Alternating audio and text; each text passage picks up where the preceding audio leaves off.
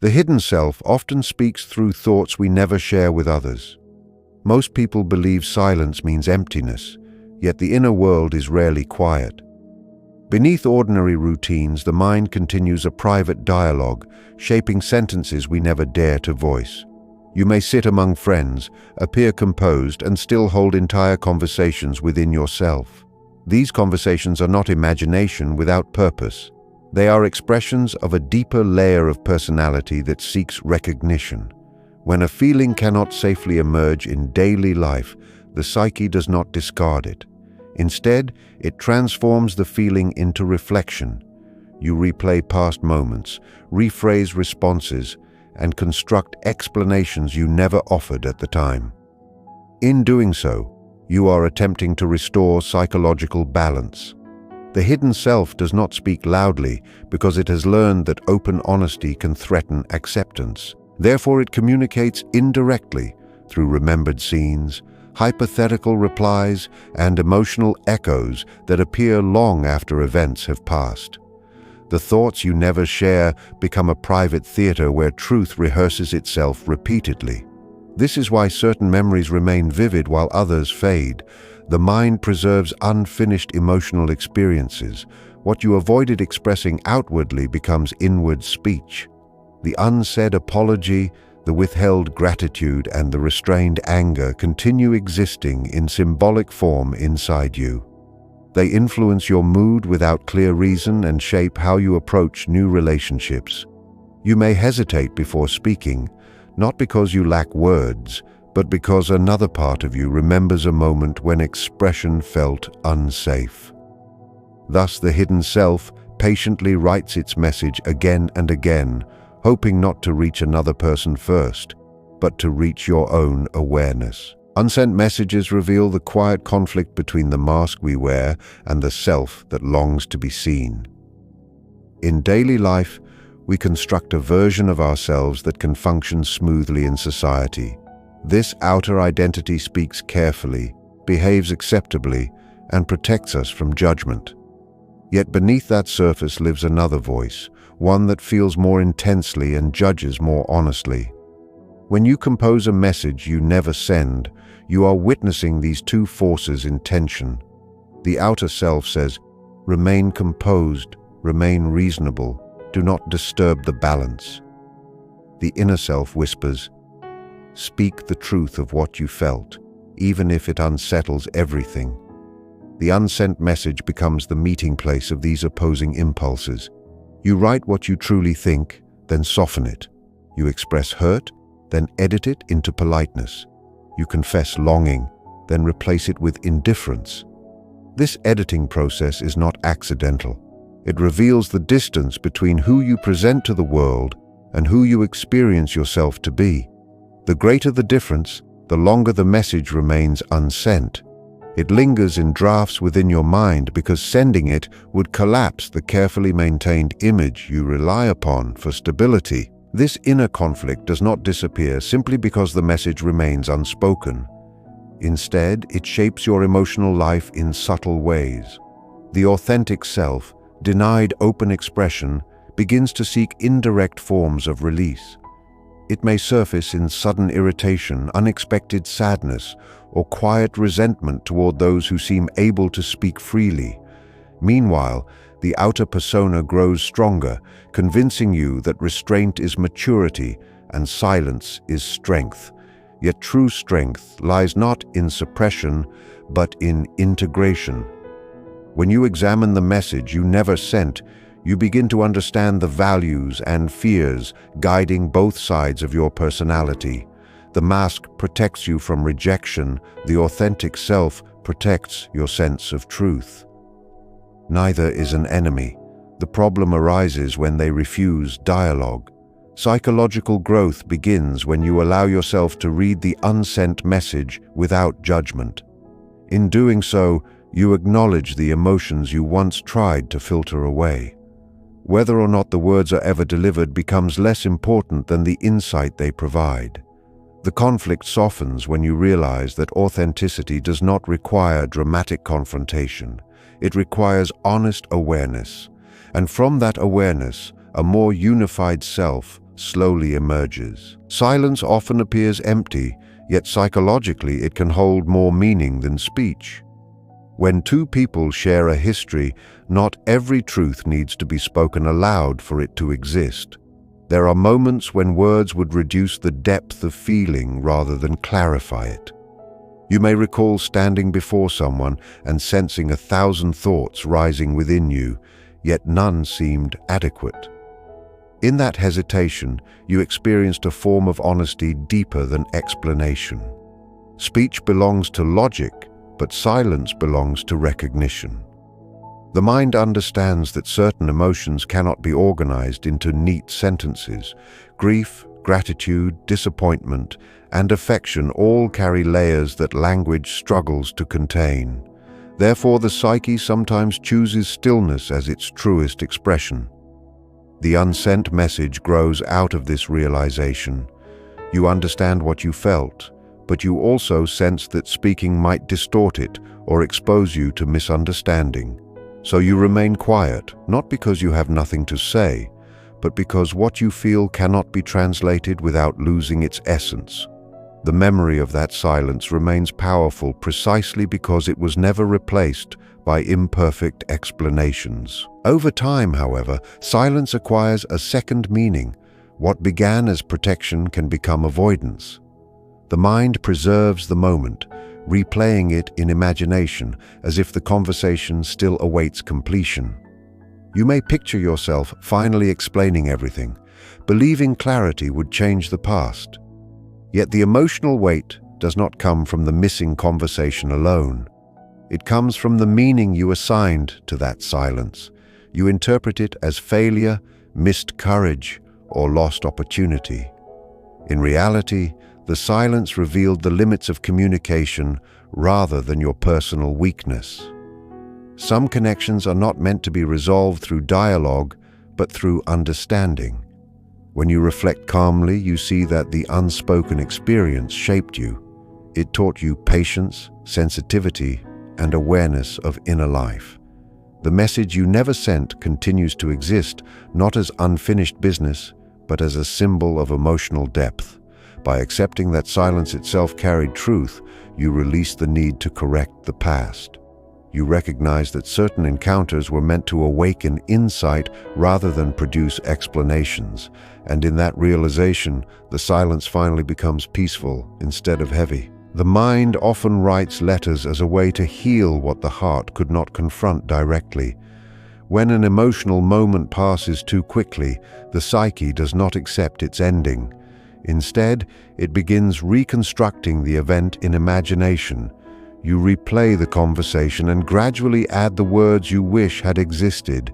In these inner letters, you become clearer, calmer, and more honest than you were in reality. This process is not escapism, it is an attempt to restore psychological order. At the time of the experience, emotion overwhelmed awareness. Feelings moved faster than understanding, and therefore expression failed. Later, in solitude, reflection slows the moment down. You finally recognize what hurt you, what mattered to you, and what you needed to say. The unsent message becomes a quiet act of self-repair. You are not truly writing to the other person. You are explaining the experience to yourself so the mind can give shape to what once felt chaotic. The psyche cannot easily release events it has not understood. Therefore, it forms symbolic conversations. Through them, you organize memory, clarify emotion, and reduce confusion.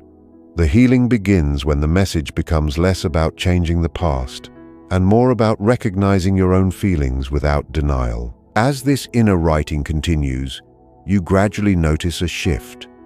At first, the message focuses entirely on the other person.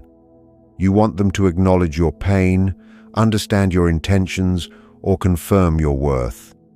Yet as reflection deepens, your attention turns inward. You begin to see your expectations, your fears, and your silence during the moment itself. This realization does not create blame, but awareness. You recognize that part of your suffering came not only from what happened, but from what you never allowed yourself to admit. Perhaps you needed appreciation, reassurance, or closure, yet you waited for another to provide it. The inner letter reveals that understanding must begin within. By reading your own unsent words honestly, you offer yourself the recognition you once sought externally. The emotional intensity softens because the psyche feels heard. The heart accepts that the event cannot be changed, yet it can be integrated. What once returned as regret now returns as memory. The message remains unsent, but its purpose is fulfilled. It has transformed confusion into understanding, and through that understanding, the mind finally rests. Regret is often not a single feeling, but an ongoing private dialogue within memory. Long after an event ends, the mind continues speaking to the past as if time could still respond. You revisit ordinary moments and recognize meanings you could not see before. A simple sentence you once ignored becomes significant, and a silence you once accepted now appears full of possibility. In this reflection, you construct answers for questions no one asked aloud. You imagine how you would speak today, calmer and wiser, and you feel the tension between who you were and who you have become. Regret emerges from this distance. It is not only sorrow about what happened, but awareness of what you understand now that you did not understand then. The psyche keeps returning to these scenes because it seeks coherence. Human beings need to feel their story makes sense. When an experience ends without clarity, the mind continues revisiting it, arranging different interpretations. The unsent message becomes the form this process takes. Through it, you attempt to give the past a conclusion it never received. You explain your intentions, defend your silence, or apologize within your imagination. In truth, the dialogue is less about the other person and more about reconciling your present self with your earlier self. You are trying to forgive the version of you who acted without the insight you possess now. As you allow this inner conversation to unfold honestly, regret slowly changes its character. At first it appears heavy, almost like a burden carried through daily life. Yet reflection reveals that regret is also evidence of growth. If you had not changed, you would not see the situation differently. The pain arises because awareness has expanded. The unsent message shows you what you value: honesty, care, understanding, and courage. Rather than punishing yourself for what was missing, you begin to recognize the lesson contained within the memory. The past cannot be corrected, but it can be understood. When understanding replaces self-accusation, the dialogue softens. You stop arguing with the past and start learning from it. The memory remains, but it loses its sharpness because you no longer demand a different ending. Instead, you accept that the experience shaped your present awareness. Regret then becomes guidance. It reminds you to speak more clearly, to listen more carefully, and to act with sincerity when the next meaningful moment appears. The message was never meant to change yesterday. It was meant to change how you live today. Many relationships continue to live within us long after they have ended in reality. Even when contact ceases and distance becomes permanent, the psychological presence of the other person often remains active. You may find yourself imagining their opinion, anticipating their reaction, or measuring new experiences against old memories. This does not mean you are unable to move forward. It means the connection has taken root in your inner world. The mind does not separate from significant bonds as quickly as circumstances do. When a relationship concludes without full understanding, the psyche preserves it as unfinished meaning. The unsent message becomes a symbol of this ongoing inner connection. You compose explanations, clarifications, and reflections, not because the person is still present physically, but because their image has become part of your internal landscape. They now represent a chapter of your development. Through them you discovered strengths, vulnerabilities, or expectations that were previously unconscious. Thus, the relationship transforms into a mirror. The dialogue you continue privately is less about restoring the bond and more about understanding what it revealed about you. Over time, this inner continuation can either deepen self-awareness or prevent growth. If you cling to imagined conversations hoping for a different outcome, the past begins to overshadow the present. You compare every new encounter to what once was, unconsciously seeking repetition or correction. Yet if you approach the inner dialogue with reflection rather than longing, something shifts. You begin to see that the person you miss externally has become an internal figure carrying symbolic meaning. They may embody your courage, your innocence, your disappointment, or your hope. Recognizing this allows integration. Instead of waiting for closure from outside, you extract insight from within. The unsent message gradually changes tone. It moves from pleading or justification toward gratitude and acceptance. You realize the relationship fulfilled its role in your life, even if it ended imperfectly. Its continuation within you becomes less about attachment and more about growth.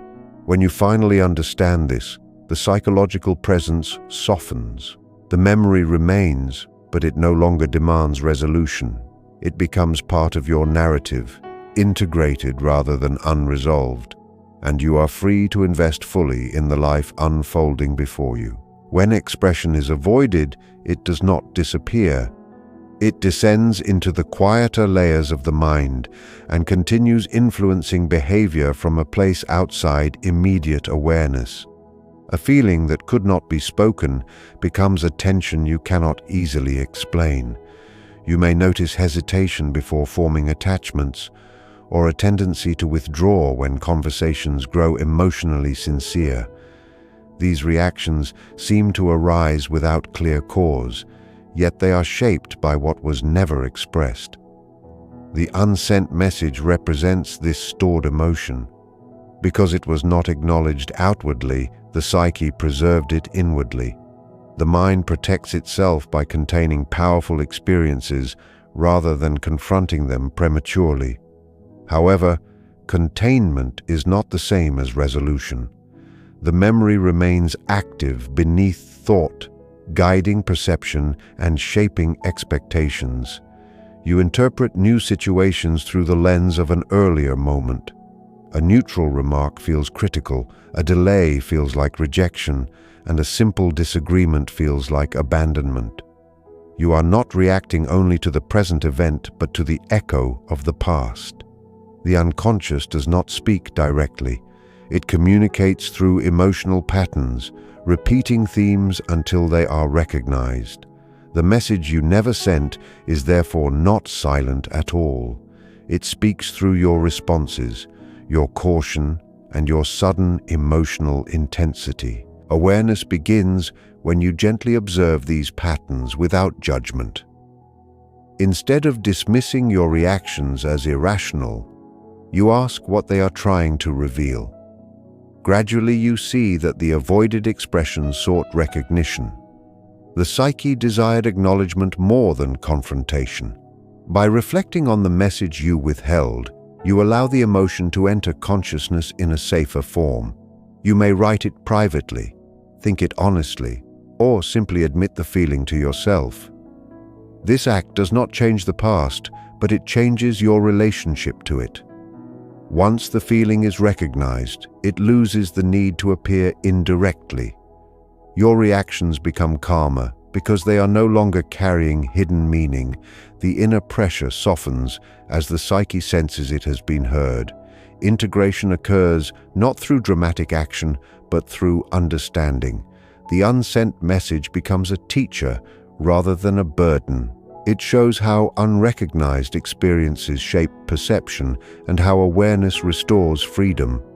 By bringing the hidden emotion into conscious reflection, you transform unconscious repetition into deliberate choice, and your present behavior begins to belong to you rather than to memory. Emotional closure rarely begins with another person. It begins when you turn inward and examine what remains unsettled within yourself. Many believe that peace depends on receiving an explanation, an apology, or a final conversation. Yet even when such moments occur, they do not always bring relief. This is because closure is not created by words alone, but by understanding. The unsent message represents a search for that understanding. You imagine delivering it, hoping the other person will respond in a way that resolves your uncertainty. However, the deeper need is not their reply, but your clarity. When you reflect honestly, you begin to identify what truly troubled you. Perhaps it was not the ending itself, but the feeling of being unseen. Perhaps it was not disagreement, but disappointment in your own silence. As these realizations surface, the focus shifts. The emotional weight decreases because you are no longer waiting for someone else to complete the experience. You are completing it within your own awareness. This inward movement marks the beginning of genuine closure. As insight deepens, you notice that the intensity attached to the memory gradually softens. The event remains part of your story, yet it no longer demands constant rehearsal in your thoughts. You recognize that growth has occurred precisely because of the unresolved moment. It forced you to question your values, your boundaries, and your needs. In this sense, the unsent message fulfilled its role without ever being delivered. It guided you towards self-knowledge. When you accept this, you stop imagining alternative outcomes. You no longer attempt to rewrite history in your mind. Instead, you acknowledge that the experience shaped your present awareness. Closure then becomes less about final conversations and more about integration. The past is neither denied nor dramatized, it is understood. Through this understanding, the emotional charge dissolves naturally. You do not forget what happened, but you relate to it differently. The message remains unsent because it no longer needs to travel outward. It has already reached its destination within you, and in that quiet realization, peace emerges without announcement or display. Every unsent message carries within it a quiet confrontation with the self. At first glance, it appears to be about another person, about what they did or failed to understand. Yet when you sit with the words long enough, you begin to see your own reflection between the lines.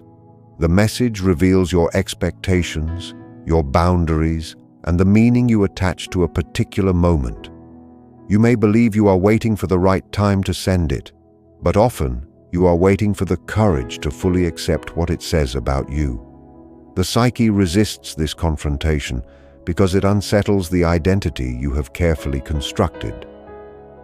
It is easier to imagine delivering the message someday than to admit what you truly felt at the time. In this way, the unsent letter becomes a mirror covered partially by hesitation. You sense that if you read it honestly, you will encounter parts of yourself that feel vulnerable or inconsistent with the image you prefer to maintain. Yet growth requires precisely this encounter. The mind composes the message not to reopen conflict, but to invite self-examination. Beneath the imagined dialogue lies a deeper question. Who were you in that moment, and who are you now as you revisit it? When you allow yourself to answer that question without defense, something begins to shift. You notice that the emotional intensity attached to the memory changes as understanding increases. The words you once wrote with urgency now appear as expressions of a self still learning. You recognize both your sincerity and your limitations. This balanced view reduces the need to prove, justify, or correct. The unsent message transforms from a demand for resolution into a record of development. You see that the situation, however imperfect, revealed aspects of your character that required attention. Perhaps it exposed your fear of rejection, your desire for recognition, or your difficulty in expressing disappointment. These realizations do not condemn you, they clarify you. By accepting them, you integrate the experience into your identity rather than leaving it suspended in imagination. The message then loses its restless quality. It no longer asks to be delivered because its true purpose has been fulfilled. It has guided you toward greater self-awareness.